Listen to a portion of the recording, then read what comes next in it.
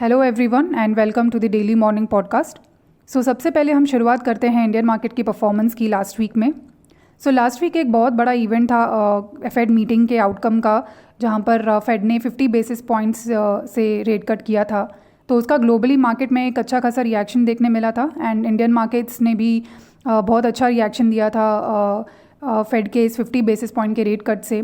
Friday के session में अगर हम देखेंगे तो सेंसेक्स 1.6% के गेन से क्लोज हुआ था और निफ्टी 50 1.5% के गेन से। ये दोनों ही बेंचमार्क इंडाइसेस ने फ्रेश ऑल टाइम हाइज भी बनाए थे फ्राइडे के दिन।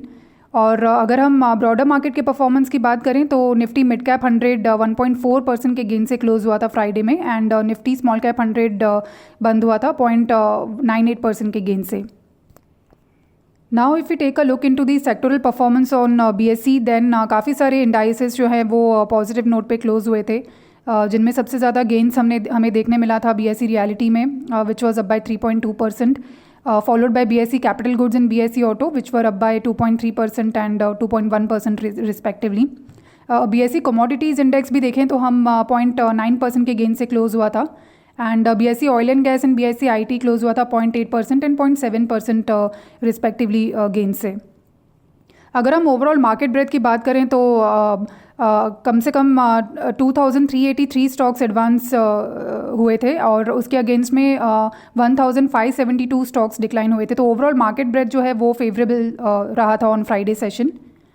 अगर हम फंड फ्लो की बात करें तो FIIs ने नेट बाइंग किया था फ्राइडे के दिन to the tune of ₹14,064 crores और DI ने नेट सेल किया था to the tune of 4,427 crores in cash market.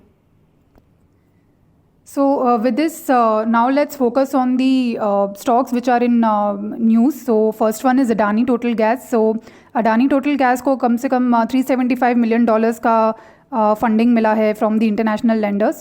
So company basically ये फंड्स को यूज़ करेगा अपने सिटी गैस डिस्ट्रीब्यूशन नेटवर्क को एक्सपांड करने के लिए। ये पॉजिटिव रहेगा for Adani Total Gas short to medium term में।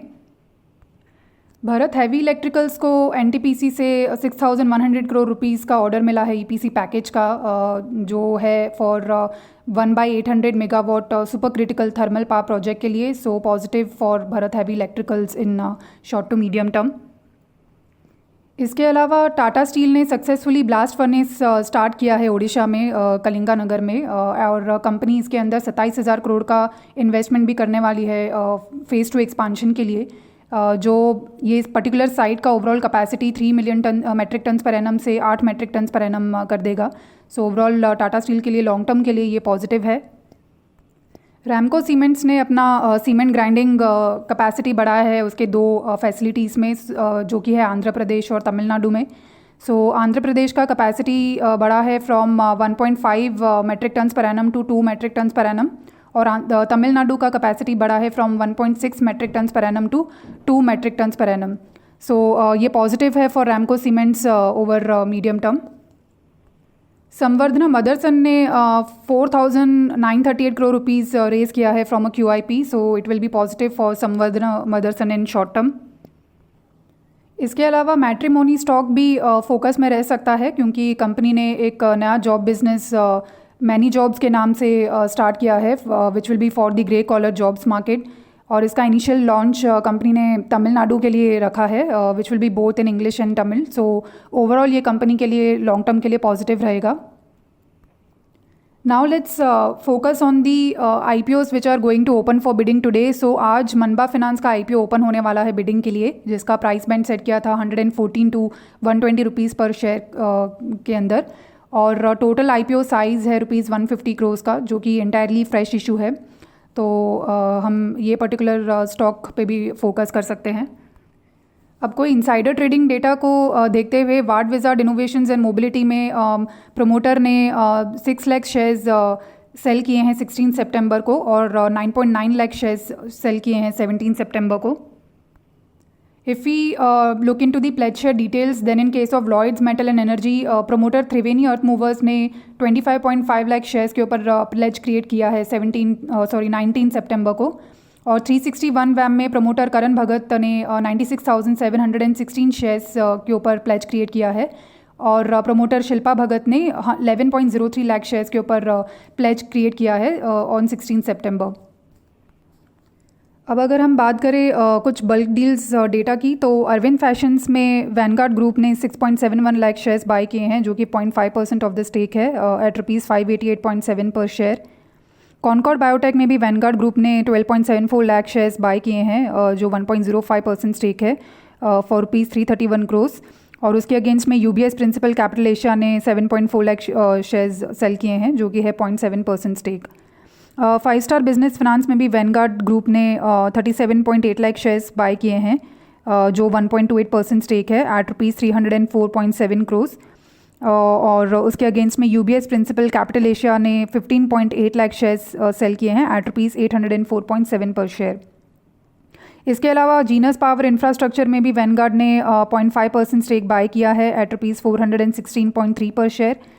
IIFL सिक्योरिटीज़ में यूबीएस प्रिंसिपल कैपिटल एशिया ने 17.1 लाख शेयर सेल किए हैं एट ₹309.8 पर शेयर।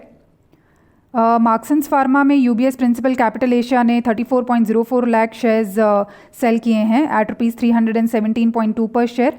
और उसके अगेंस्ट में वैनगार्ड ग्रुप ने अराउंड 50 लाख शेयर्स बाय किए हैं फॉर ₹158.4 करोड़।